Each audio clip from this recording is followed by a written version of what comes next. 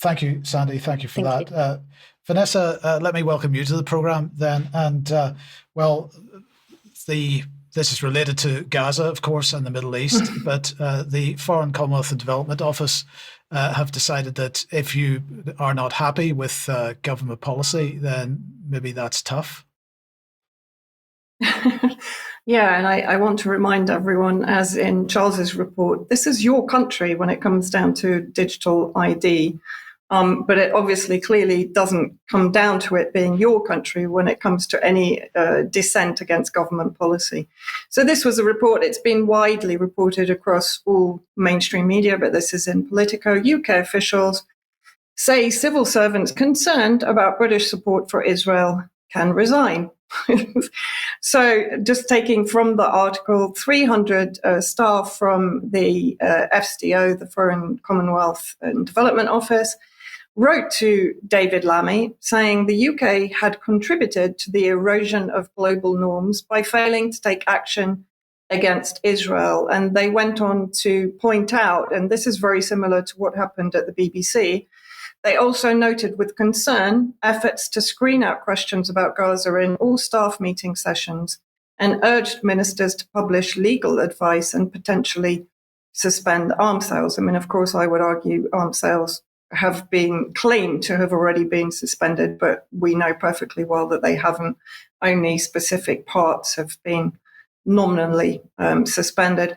So who responded to this? First of all, Ollie Robbins, who's the UK Foreign Office Permanent Undersecretary, so advisor to the government. If your disagreement with any aspect of government policy or action is profound, your ultimate recourse is to resign from the civil service. This is an honourable course. So absolutely no, concept of discussion or taking people's points on board. 300 is a relatively high number of civil servants who've come forward. Quick look at who Ollie Robbins is. He was managing director of Goldman Sachs 2019 to 2023, so for 5 years. He led international negotiations on G8, the Five Eyes Intelligence Alliance, Brexit, and he advised 4 prime ministers, including during the financial crash of 2008. And just very quickly to look at Goldman Sachs's role in supporting Israel since October the 7th. This is an investigation by BankTrack. 7 underwriters of war bonds instrumental in enabling Israel's assault on Gaza. New research finds. This is very recently published.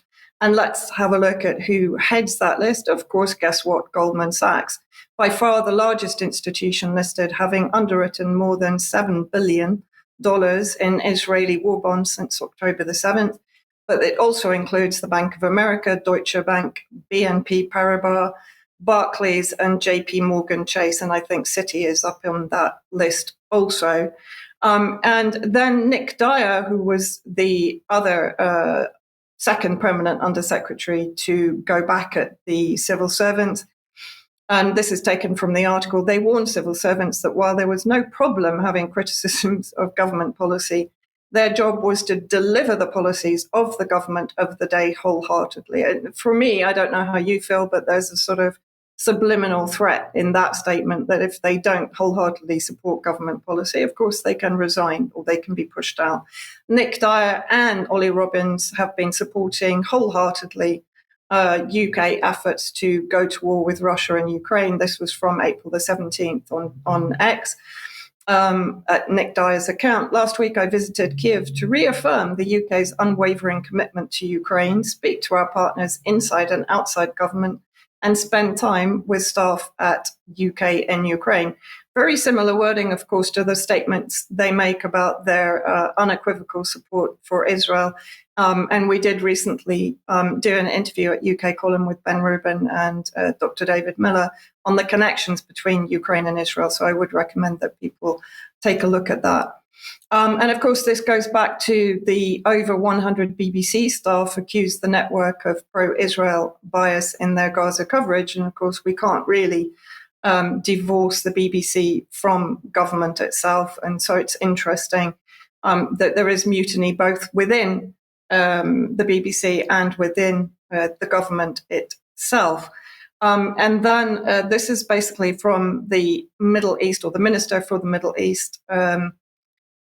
Yesterday, Israel and the occupied territories Minister for the Middle East statement to Parliament on UK sanctions on Israeli government ministers, Itamar Ben-Gvir and Bezalel Smotrich, who of course are considered to be the furthest right extremist members of Netanyahu's government, who have been, let's say, at least encouraging the reformation of the former Israeli terrorist factions, Ergun and Stern, under the control of Ben-Gvir in the occupied territories.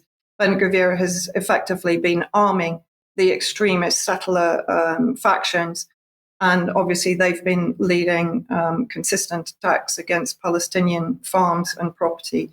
And of course, we know that the annexation of the West Bank is continuing in line with the continuing genocide of Palestinians in Gaza. So what did Hamish Falconer have to say? It's a very long statement. People can go and read it themselves, but I just took a couple of points.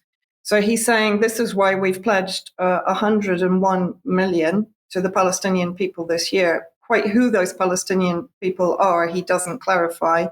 Why we are working to strengthen and reform the Palestinian Authority. Of course, the Palestinian Authority, under the leadership of Mahmoud Abbas, is known to be nothing more than a stooge working on behalf of the Zionist regime and actually punishing their own Palestinian resistance against the consistent Zionist ethnic cleansing in all areas of Palestine. And he says that we are clear that Hamas must release hostages. Of course, again, no mention of the 9,000 plus hostages taken by Israel since October the 7th and existing prisoners in Zionist jails that are being raped and tortured and physically abused on an hourly basis, many of them, of course, dying in imprisonment from starvation and torture. So he's clear that Hamas must release hostages, but no mention of the Zionist-held hostages, and that Hamas must have no role whatsoever in Palestinian governance. Now, this is connected to my next report on what's happening in Gaza, but it's clear that the British government is defending the United Kingdom of Israel over and above British citizens, in my opinion. Vanessa, let me ask you a quick question. If you were working for the British Civil Service and you felt that you were being asked to do things which were counter to your personal morality, would you resign? Well, no. I would kick up a fuss, which I guess these 300 civil servants have attempted to do, and effectively are not being listened to. And the fact that in staff meetings, Gaza is not even being allowed to be brought up. I mean, I think that there should be, and there is scope under legislation, I'm guessing, for the civil servants to take action against the government for not heeding their concerns over British government policy. Yeah. Brilliant. It is an astonishing line to take. I think the Foreign Office to double down on this is inexcusable, really, especially at the same time as even the head of the ICRC in the region is describing the flagrant abuses of international humanitarian law and the complete disregard for the Geneva Convention. So for the Foreign Office to take this line seems entirely tone deaf, for want of a better phrase. I mean, yes, I think it's much more to talk about, but it seems a disgraceful way to treat people with entirely legitimate and legitimised concerns. Absolutely. Okay, if you like what the UK Column does, you would like to support us, the place to go is support.ukcolumn.org. There are options there to help us out, including making a donation, joining as a member. And if you do join as a member, of course, you get access to members-only content, such as UK Column News Extra, which immediately follows this programme. You could support us by picking something up at the UK Column shop.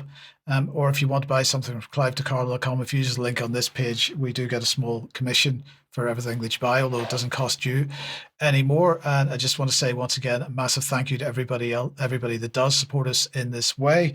And also a thank you to anybody that does support us by sharing our material, because of course, although share links are provided on the pages that are on the UK Column website, it is increasingly difficult for us to get content shared on social media, and your help is absolutely needed. Now, tonight at 7 p.m, Jerm will be speaking to Zoe Harcom and this is everything they tell you about diet is wrong. Fascinating discussion. Yeah, it absolutely is. Just flies in the face of all the conventional wisdom, particularly that's pumped out by the government, all the nonsense such as 5 a day and don't eat meat, and she will set the record straight. So really worth listening to. Okay, 7 p.m. tonight in the usual places, including ukcolumn.org/live. And then tomorrow at 1 p.m., also in the usual places, Brian is speaking to Vicky Ash. Now, this interview is with a survivor of abuse, so please be aware that watching this could be triggering. However, it is an overwhelmingly positive interview, so do join Brian at 1 p.m. for that. The interview that went out at 1 yesterday with Gemma Cooper, on reflections on a day with mothers separated from their children. That is up on the UK Column website as an on-demand version. If you want to have a look at that, please do. And Charles, the next on-location event date for everybody's diary, Saturday the 18th of October. Yeah, we'll be there before we know it, and we are very excited about it with good reason, having had an event in Bristol and indeed Cheltenham this year, and these in-person events absolutely are the way to go. But I think mainly for now, it's important to say that we've got a theme which is going to be health, and therefore, of course, considering what Zoe Harcombe has to say is really pertinent. But it'll be a terrific gathering, this time in the north of England, so hopefully an accessible place being York for people perhaps even from north of the border. And we're delighted to say that the venue's fantastic. It'll take cash. There'll be a chance for a social in the evening. And indeed, there'll be contributions from UK Column presenters throughout the day. So really, really exciting event on the horizon. And there'll be more details and the detail with regard to tickets in due course. And finally, a announcement about tonight, June the 11th, 7:15 for 7:30, Healing's Future. This is talking about Havant Borough Council leader, Councillor Phil Mundy. He'll be speaking. Havant's Chief Planning Officer and your Havant Borough Councillors and so on. Do head along to that if you want to get involved in local politics in that part of the world. Now, Sandy, let me welcome you back to the programme. And